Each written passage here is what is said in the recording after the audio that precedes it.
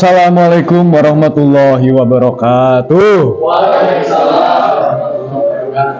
Perkenalkan, nama saya Remo Karim Subrata dari kelas 12 IPS 2 angkatan 27.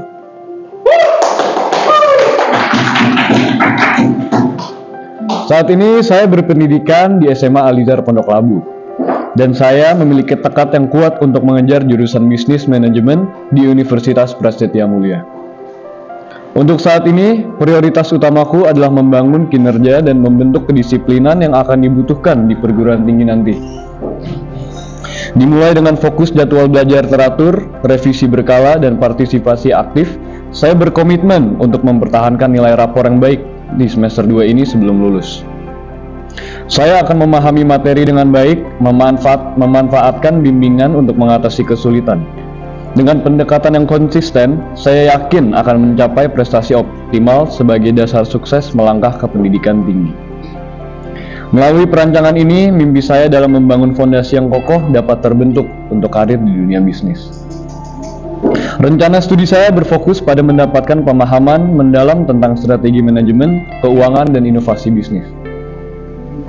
Di saat pembelajaran saya di Universitas Prasetya Mulia, saya memprioritaskan pencapaian tujuan akademik dan pertumbuhan pribadi. Rencana saya menyusun rencana belajar yang terstruktur dan berpartisipasi aktif dalam diskusi kelas. Selain itu, saya juga aktif membangun jaringan dan persahabatan melalui keikutsertaan dalam organisasi kemahasiswaan. Fokus utama saya adalah pemahaman mendalam tentang strategi bisnis, keuangan, dan inovasi bisnis. Saya ingin memanfaatkan semua peluang yang ada di kampus, seperti seminar, workshop, dan kelas ekstrakurikuler.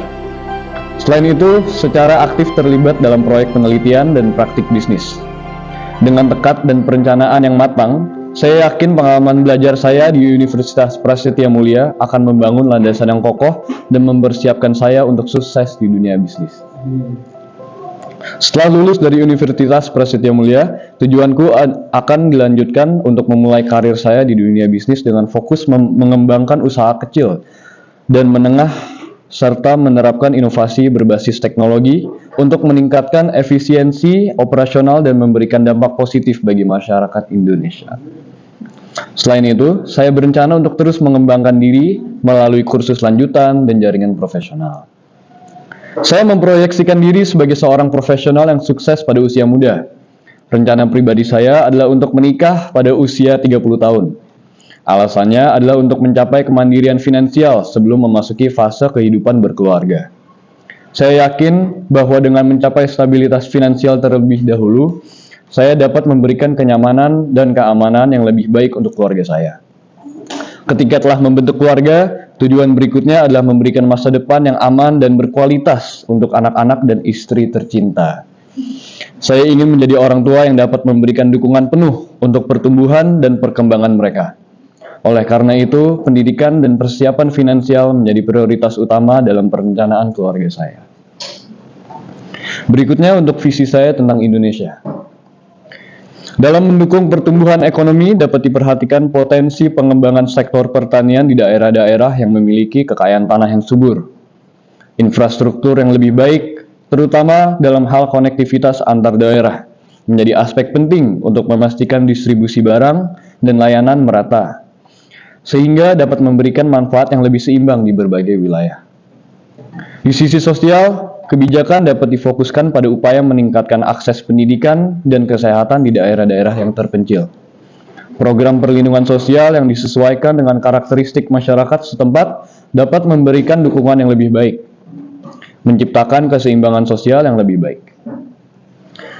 Pada ranah politik, langkah-langkah tertentu dapat diambil untuk meningkatkan partisipasi warga di daerah-daerah terpencil dalam proses pengambilan keputusan. Dukungan pada pelaksanaan pemilihan umum dan penguatan kapasitas lembaga pemerintahan lokal dapat membantu memperkuat demokrasi di tingkat lokal. Dalam konteks pendidikan, pendekatan yang lebih adaptif terhadap kondisi setempat dapat diterapkan. Perancangan kurikulum yang mempertimbangkan karakteristik dan kebutuhan setiap daerah dapat meningkatkan relevansi dan daya tarik pendidikan di tingkat lokal. Sementara itu, pembangunan sarana pendidikan di daerah terpencil akan membuka akses yang lebih baik lagi bagi anak-anak untuk mendapatkan pendidikan.